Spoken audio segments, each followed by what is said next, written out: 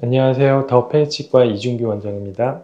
옛날에는 술자의 기술이 굉장히 많이 좌우했거든요. 수술하는 의사의 기술이 엄청나게 많은 걸 좌우했다면 지금은 그런 편차가 좀 줄어들었어. 왜냐면 다른 장비들이 그걸 다 커버를 해주는 거야.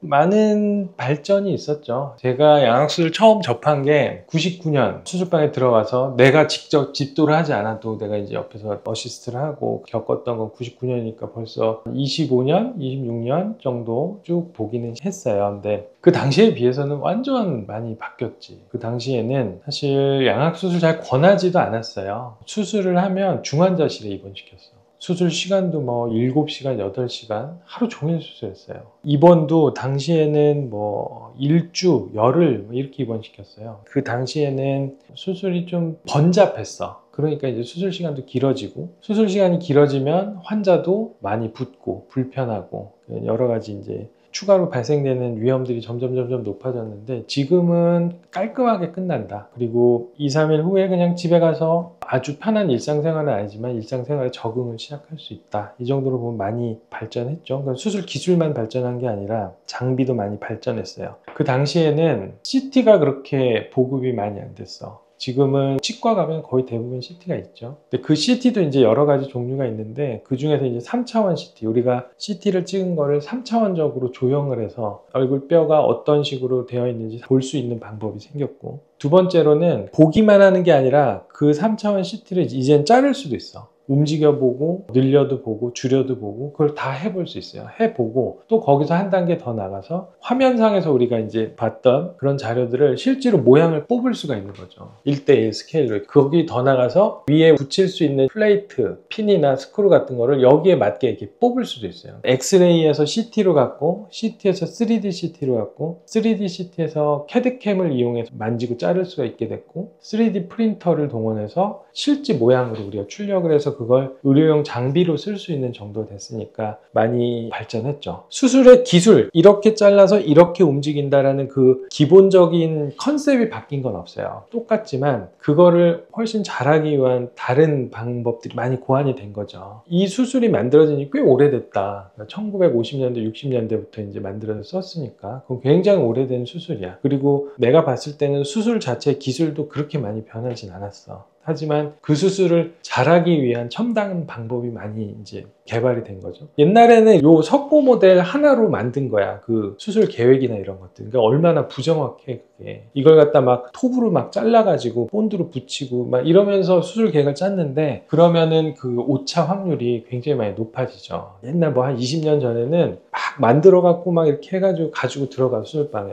수술하려고 맞춰보면 안 맞아. 그리고 그대로 수술했더니 내가 계획했던 거랑 달라. 이런 오류들이 막 생기는 경우가 많았는데, 요즘에는 수술 기구를 각각 개개인마다 맞춤형으로 뽑아서 쓰면 오차가 거의 없어요. 그런 면에 있어서는 많은 발전이 있었다. 그리고 뭐 회복이나 관리 자체가 수술 시간이 짧아지면 그런 것도 역시 이제 같이 짧아지죠. 수술이 짧으면 덜 붓고, 덜 부으면 환자가 편해지고 회복도 편해지고, 당일날 그냥 움직여요. 수술 끝나고 마취만 깨면 환자 보고 좀 걸어 다녀라, 물도 좀 마셔라 라고 얘기하는 편입니다. 대학병원에서 양악수술 클리닉 하실 때 그때도 미용양악 하시는 분들 혹시 사실 그때는 미용양악이라는 단어가 없었어. 단어 자체가 없었어요. 기본적인 목적은 교합을 맞추는, 치아가 이렇게 안 맞으면 그걸 맞추기 위해서 고안된 수술이에요. 그러니까 턱이 이렇게 나온 사람 아니면 수술 안 해줬어. 이건 수술 왜 해요? 대상자가 아닙니다 라고 얘기를 했죠. 근데 턱이 이렇게 나온 사람들이 이렇게 들어가면 얼굴이 좋아지거든. 멀쩡한 사람을 더 예쁘게 만들기 위한 게 아니라, 턱이 나오면은 얼굴의 밸런스나 아니면 전체적인 우리 비율 자체 깨지니까 그거를 정상적으로 만들어줘도 그건 환자 얼굴이 좋아지고, 그게 어찌 보면 이제 잘생겨지고 예뻐지는 거니까, 그거를 많이 하다 보니까 교합이 잘 맞아도 교합과 상관없이 그냥 얼굴만 좋아지게 할 수 있지 않을까 해서 나온 게 미용양악이라는 거예요. 근데 당시에는 그런 것들에 대한 개념이 별로 없었죠.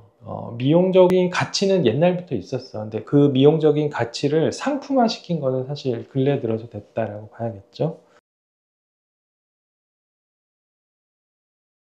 재수술 빈도를 과거와 현재를 비교하는 거는 약간 좀 어폐가 있는데, 왜냐하면 옛날에는 재수술 안 해줬어. 그냥 사셔도 됩니다. 그냥 이렇게 하고 끝냈는데, 지금은 뭔가 문제가 있고 그게 수술로서 좋아질 수 있고 환자가 나는 다시 치료받고 싶다는 의지가 있으면 재수술하는 건 어려운 건 아닙니다. 뭐 물론 케이스를 봐야 알겠지만, 재수술을 하려면 첫 번째로 잘해야 되는 게 뼈를 잘 다뤄야 돼요. 물론 이제 뼈 수술이니까 뼈를 잘 다뤄야 되는데, 이 뼈가 남는 부분은 깎아내야 되잖아요. 그러니까 깎아내는 건 우리 이제 많이 한단 말이야, 각 클리닉마다. 근데 모자란 부분을 어떻게 붙일지, 그리고 이게 기능을 할 때 뼈가 없는 부분이 문제를 일으키지 않을지, 필요하다면 뼈 이식을 해야 되는데 뼈 이식을 어디에서 떼서 어떻게 할 건지, 이런 뼈에 대한 이해가 좀 더 필요해요, 재수술의 경우는.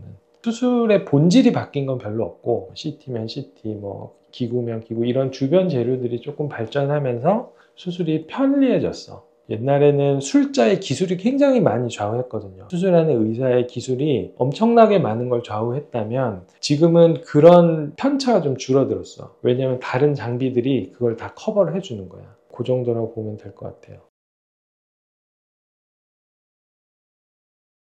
아무래도 이제 신경 손상이 우리 양악 수술하면서 가장 흔하게 일어나요. 환자들도 좀 민감하게 받아들이고 하는 건데, 신경 손상의 가능성은 예전에 비해서 많이 줄었죠. 지금은 수술을 조금 더 정제된 깔끔하게 하는 쪽으로 이제 확립이 됐고, 첫 번째로는 CT의 보급 때문에. 그러니까 보통의 엑스레이는 2D, 2차원 평면에 그냥 해부학적 구조를 쭉 나열한 정도의 수준이라면, 3D CT를 보면 어디를 어떻게 지나가는지 3차원적으로 다 볼 수가 있거든요. 심지어는 그거를 마킹을 하면 신경이 이렇게 그려져. 그러면은 그걸 보고, 아, 얘는 이렇게 해야겠구나, 얘는 이렇게 짜야겠구나, 그래서 이제 머릿속에 넣고 들어갈 수 있죠. 두 번째로는 어떻게 해도 다칠 것 같은 환자도 있어. 뼈가 너무 얇대든지 신경이 막 가능하지 않은 경로로 지나가는 경우에는 VRO 같은 방법, 이 뒤로 자르는 방법을 사용을 하면 신경 손상은 극적으로 많이 줄일 수 있죠. 그래서 CT를 보고 SSRO를 하면 다치겠다라는 판단하면 당신은 VRO 해야 됩니다 라고 얘기를 할 수 있죠. 근데 옛날에는 엑스레이를 보면 그걸 알 수가 없어. 이 사람이 뼈가 두꺼운지 좁은지, 그 안에 신경이 어떻게 지나가는지를 알 수가 없으니까 무조건 SSR로만 하는 거야. 그러다 보면 이제 다치는 경우들이 생기죠. 근데 요즘에는 3D CT를 보고 그걸 회피할 수 있는 방법을 미리 찾을 수 있다라고 보면 돼요.